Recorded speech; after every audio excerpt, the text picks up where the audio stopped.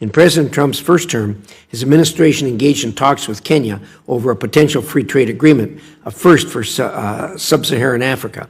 And now Secretary Rubio and other senior officials have ramped up engagement and confronted threats from al-Shabaab and the Islamic State head-on. But these efforts cannot be siloed.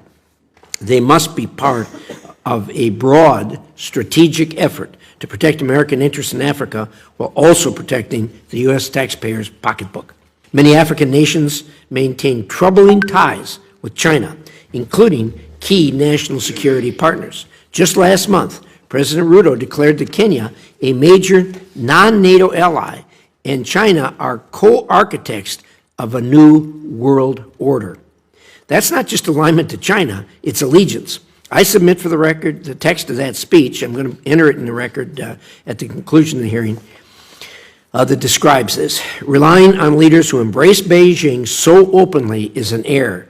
It's time to reassess our relationship with Kenya and others who forge tight bonds with China. And it isn't just an embracement of China, but also the, quote, new world order, end quote. Still, there are countries where meaningful engagement is possible, but only with sober judgment and clear-eyed realism.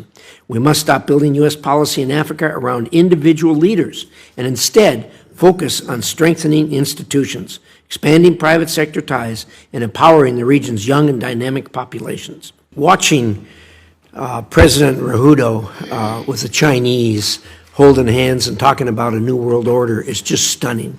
After all the work and effort we've put in there, and to see him talking about a new world order, you know, the new world order was constructed by the United States and democracies, capitalist countries that are human rights loving countries, and the new world order that these countries are talking about is being constructed by the autocracies, the outright communists, socialists, people who have no respect for human rights.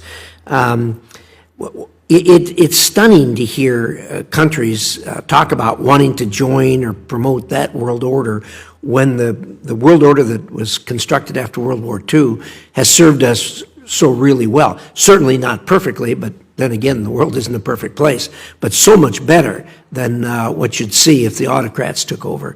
It's discouraging to hear that, and part of it, I think, is tied to the fact that when we do things in Africa, they seem to be individual-centric instead of a country-centric. We don't focus on institutions.